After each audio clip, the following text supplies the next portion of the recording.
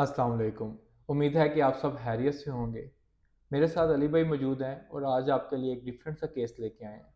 इस केस को आप लोगों के साथ डिस्कस करने का मकसद, आप लोगों के भी काफ़ी प्रोफाइल्स हैं जो केस से रिलेट करती हैं।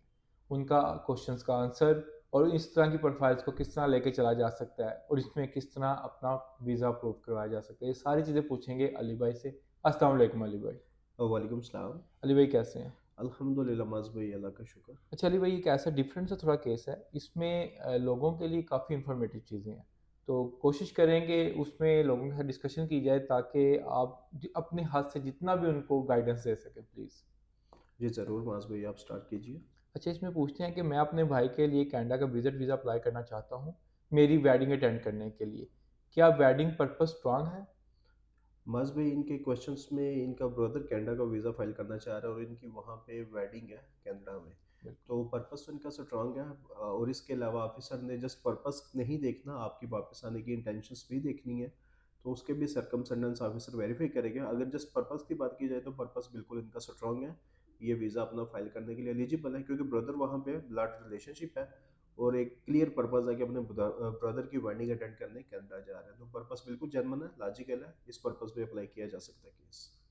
ठीक है। अच्छा ब्रदर, इसमें अब थोड़ी सी टेक्निकल चीज़ें इन्वॉल्व करूँगा ताकि स्टेप बाय स्टेप लोगों को गाइड किया जा सके। वो कहते हैं कि मेरा भाई फुल टाइम स्टूडेंट है, हुँ, हुँ। तो क्या स्टूडेंट होना स्ट्रॉन्ग टाइज होंगी?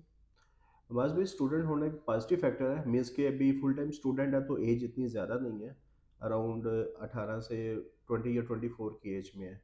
तो ये ऑफिसर भी पॉइंट हाईलाइट करता है कि स्टूडेंट तो है, एक पॉजिटिव फैक्टर है, बट स्ट्रॉन्ग टाइज नहीं कहा जा सकता, ये पार्शियल टाइज में आ जाती हैं। और इसके अलावा इनके फैमिली टाइज, इनके स्कूल, कॉलेज या यूनिवर्सिटी की जो भी ऑनगोइंग स्टडीज़ हैं, उनके रिलेटेड चीज़ें देखी जाएगी, तो यहाँ पे आके थोड़ा-सा लैग आता है। अगर इसकी डॉक्यूमेंटेशन ये अच्छी प्रोवाइड कर सकते हैं, सर्कमस्टेंसेस बता सकते हैं, पर्पस के साथ अलाइन किया जा सकता है, एज फैक्टर भी देखा जाएगा, तो फिर ये चीज़ थोड़ी-सी नेगेटिव हो जाती है या पॉजिटिव अगर करनी है तो उसके लिए डॉक्यूमेंटेशन पे वर्किंग करना पड़ती है। ठीक है। चलिए भाई, इन्होंने ये कहा कि हमारी फैमिली जो है वो थोड़े से लॉसेस से गुजरी है, जिसमें पेरेंट्स और ग्रैंड पेरेंट्स की डेथ हो गई है। तो क्या आईआरसीसी इसको इमोशनल कंसिडर करेगा? आईआरसीसी एज़ ए ये ह्यूमन लेवल पे तो इसे इमोशनल कंसीडर कर सकता है, लेकिन जो आईआरसीसी का सिस्टम है, शिनूक टूल है, वो फैक्ट्स पे, डॉक्यूमेंटेशंस के लॉजिक्स पे बात करता है और वो लॉजिक्स के अकॉर्डिंगली ही उनका जो क्राइटेरिया है आपकी प्रोफाइल को रिव्यू करने का, एलिजिबिलिटी को रिव्यू करने का, अगर तो वो कंप्लीट है तो फिर डेफिनिटली वीज़ा इशू करेगा। अगर इमोशनल बेस कहें तो वो इस चीज़ को एक्सेप्ट नहीं करेगा, वो एक डिफरेंट सिनेरियो है। इमोशनल बेस पे आपको वीज़ा नहीं मिलता, वो आपको प्रॉपर स्ट्रैटेजी और बिल्कुल। डॉक्यूमेंटेशन, पर्पस अलाइन और वापस आने की इंटेंशंस और आपकी जो होम कंट्री में प्रोफेशनल टाइज़ हैं या ऑब्लिगेशंस हैं, उनकी बेसिस पे ऑफिसर ने ये डिसाइड करना है कि आपके डॉक्यूमेंटेशन की वर्थ इतनी है कि आपको टेम्परेरी स्टे के लिए स्टिकर या वीज़ा इशू किया जाए ताकि आप अपने ब्रदर की वेडिंग अटेंड कर सकें। ठीक है, अली भाई इधर एक छोटी सी रिस्पॉन्सिबिलिटीज़ भी उन्होंने बताई है कि मेरा भाई कि एक तो फैमिली हाउस में रहता है, यानी कि जो हमारा भाई घर है, और वो सारी रिस्पॉन्सिबिलिटीज़ भी वो ही देखता है। तो क्या ये जो है टाइज़ को काउंट की जाएंगी? ये जो आईआरसीसी के लिए टाइज है ना, हाउस होल्ड रिस्पॉन्सिबिलिटीज़, ये घर के जो छोटे-मोटे काम है, हमारी पंजाबी लैंग्वेज में है, घर को सँभालना, लुक आफ्टर करना, अकाउंट्स मैनेज करना, तो ये नॉर्मल चीज़ें हैं। ये इतनी पॉज़िटिव नहीं होती, इसके लिए आपको टोटल अपनी लीगल ओनरशिप, अपने डॉक्यूमेंटेशन के जो एविडेंस है, जो प्रॉपर्ली ऑफिसर को अलाइन किया जाए कि वो इन चीज़ों को अंडरस्टैंड कर सके, उन्हें प्रॉपर्ली प्रोवाइड करना पड़ता है। आप जॉब या इनकम स्टडी करते हैं, तो किस लेवल पे है, फ्यूचर के क्या प्लान्स हैं, इनको डिसाइड करना ज़रूरी होता है। जस्ट घर में आप एक डेली बेसिस की जो रिस्पॉन्सिबिलिटीज़ हैं, ऑपरेशनल हाउस होल्ड ऑपरेशनल की रिस्पॉन्सिबिलिटीज़ है, ऑफिसर जस्ट इसे कंसिडर नहीं करेगा।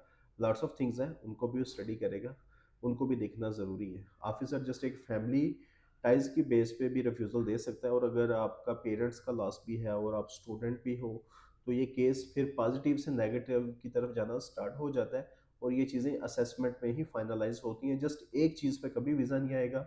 लोग कहते हैं पर्पस स्ट्रॉन्ग है, जैसे इनका कहना था कि पर्पस स्ट्रॉन्ग है, बट ये स्टूडेंट भी हैं, स्टडी भी करते हैं, बट हाउस होल्ड इनकी फैमिली टाइज की रिस्पॉन्सिबिलिटी भी इतनी ज़्यादा नहीं है। सो इनका इमोशनल लॉस भी है पेरेंट्स की साइड से, तो वो भी फैक्टर की बात की जाए तो नेगेटिव या पॉजिटिव में भी कन्वर्ट करने की सिचुएशन बनाई जाती है। तो सिर्फ एक चीज़ होना स्ट्रॉन्ग चीज़ नहीं है। आगे ये है कि इनकी सारी फाइल देखी जाएगी, रिव्यू किया जाएगा, तो फिर ओवरऑल सेशंस भी हम प्रोवाइड करते हैं, जैसे कि लोग देखते हैं, फिर उनके जो भी प्रॉस एंड कॉन्स हैं उन्हें सॉर्ट आउट करना ज़रूरी है। सिर्फ एक चीज़ पे कभी नहीं बोलेंगे।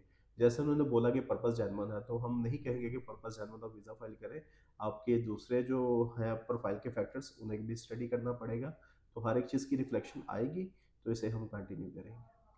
अच्छा अली भाई, इधर जो फंड्स की बात करूँ मैं, हुँ, एक तो हुँ। फंड्स कितने होने चाहिए और फिर किसके नाम पे होने चाहिए? क्योंकि भाई तो स्टूडेंट है।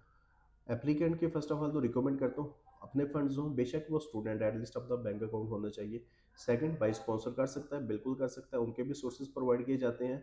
बट ये है कि ऑफिसर इस चीज़ को ज़्यादा क्रेडिबल मानता है जब आप अपनी फाइनेंशियल कंडीशन, अपने सर्कमस्टेंसेस, अपने डॉक्यूमेंटेशंस को मैनेज करके केस फाइल करते हो। पर्पस होने की तरफ से है, अगर वो सारा ट्रिप वही स्पॉन्सर कर रहे हैं, तो आपका ब्रदर भी वहाँ पे है, तो आपका भी वहाँ पे लॉन्ग टर्म स्टे का प्लान बन सकता है। और ऑफिसर इसी चीज़ पर डाउट क्रिएट करता है, जहाँ पे 179 भी सेशन के थ्रू पर्पस ऑफ ट्रैवल और आपकी रिटर्न इंटेंशंस पर डाउट क्रिएट किया जाता है और आपको रिफ्यूजल मिलती है।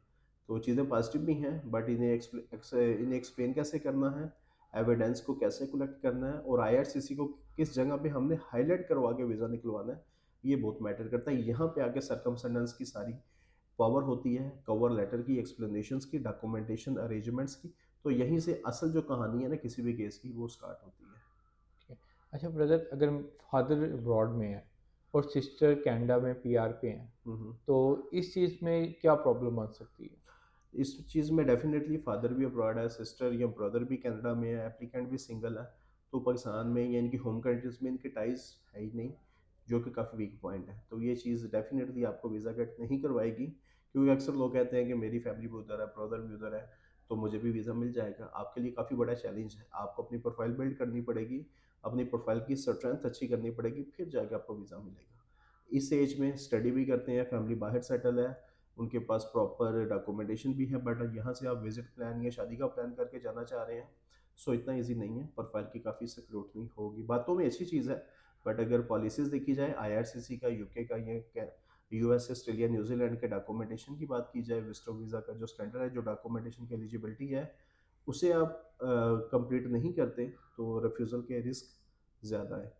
तो फंड्स भी मैटर करते हैं, हर चीज़ मैटर करती है, सर्कमस्टेंसेस भी मैटर करते हैं, बैलेंस भी मैटर करता है, पर्पस आपने अचीव करना है। तो कोई भी चीज़ हम छोड़ नहीं सकते, किसी एक चीज़ को भी हम अवॉइड नहीं कर सकते कि ये चीज़ ठीक है तो इसे ऐड कर दें। मोस्टली कैन प्लस में ऐसे काफ़ी लोगों के साथ हो चुका है, और अल्हम्दुलिल्लाह हमारी कैन प्लस में भी एज़ इट इज़ अभी अप्रूवल्स भी काफ़ी हाई आ रही हैं जनवरी के स्टार्ट्स में। तो हर एक प्रोफाइल के फैक्टर को हमने नोटिस करना है, फिर उन पे वर्किंग करनी है। एक भी चीज़ अगर वीक है, आप डॉक्यूमेंटेशन की रिफ्लेक्शन में नहीं आती, तो शनूक हो, आईआरसीसी ऑफिसर हो, या आईआरसीसी प्रॉपर हो, वो आपको रिजेक्शन दे सकता है। उनके पास वैलिड रीजंस होते हैं, तो हमने रीजंस जो उन्होंने बनाने हैं उसे अवॉइड करके प्रोफाइल को पॉजिटिव वे में कन्वर्ट करके सबमिशन करवाना है। चलिए भाई, इस तरह की जो प्रोफाइल होती है, उसमें कौन-कौन से ऐसे डॉक्यूमेंट्स होते हैं जो कि इसको स्ट्रेंथ देते हैं और इसको अप्रूवल की तरफ लेके जा सकते हैं? बस भाई, हर एक प्रोफाइल के डॉक्यूमेंटेशन डिफरेंट होते हैं। बेसिक तो वही है, passport, ID card, FRC, MRC, financials, circumstances, purpose of travel के रिलेटेड, बट हर बंदे का सिनेरियो डिफरेंट है, सो सिनेरियो के अकॉर्डिंगली ही डॉक्यूमेंटेशन भी अलाइन किए जाते हैं। और अगर इनके केस की बात की जाए डॉक्यूमेंटेशन के अलाइनमेंट की तरफ से, फर्स्ट ऑफ ऑल अगर इन्होंने अप्लाई करना है तो मैक्सिमम स्ट्रॉन्ग डॉक्यूमेंटेशन होने चाहिए, इररेलेवेंट डॉक्यूमेंटेशन नहीं ऐड करने। बिजली के बिल या नेट के बिल या वाईफाई के बिल आपने ऐड नहीं करने। मोस्ट लोग ये भी कर देते हैं जी, बहुत कुछ लगाया था। तो फर्स्ट ऑफ ऑल जो इनकी प्रोफाइल है, कॉलेज एनरोलमेंट लेटर है, paid fees pay slips provide कर सकते हैं, official NOC letter, clear leave dates ले सकते हैं अपनी यूनिवर्सिटी, बैंक, स्कूल या कॉलेज से। शार्ट स्टे आइटनरी बना सकते हैं, जहाँ पे ओकेजन है स्पेशल, ब्रदर की वेडिंग के लिए जा रहे हैं, तो उसके लिए प्रॉपर जितने दिन का स्टे है वो ऐड कर सकते हैं। Wedding invitation plus event schedule add किए जा सकते हैं। एप्लीकेंट की पर्सनल बैंक स्टेटमेंट मैं रिकमेंड करूंगा कि ज़रूर ऐड करें, फाइनेंशियल्स बहुत ज़रूरी होते हैं। फादर की सैलरी स्लिप या बैंकिंग सपोर्टिंग जो भी डॉक्यूमेंटेशन है, ब्रदर या सिस्टर है जो भी वहाँ पे है, जिनकी बेस पे ये फाइल करना चाह रहे हैं, उनकी तरफ से पीआर का प्रूफ या सिटीजनशिप है तो उसका proof, plus invitation letter with detail explanation, मैं क्यों इन्हें यहाँ पे बुलाना चाह रहा हूँ और क्या इनकी रिस्पॉन्सिबिलिटी ले सकता हूँ, या क्या इनके ऊपर मेरे ओवरऑल जो सर्कमस्टेंसेस बनाने या एलिजिबिलिटीज़ है, या फॉर यहाँ पे जैसे वो हाउस होल्ड वहाँ पे सारी मैनेज करता हूँ, तो यहाँ पे भी आके ब्रदर की सपोर्ट है, तो इन दिनों में ये कैसे मुझे सपोर्ट कर सकते हो। ये डिटेल एक्सप्लेनेशन इन्वाइटर की तरफ से भी और इनविटेशन जिनकी तरफ से आपको आए और इनवाइटी की तरफ से, दोनों से डिटेल एक्सप्लेनेशन रिफ्लेक्शन में आनी चाहिए।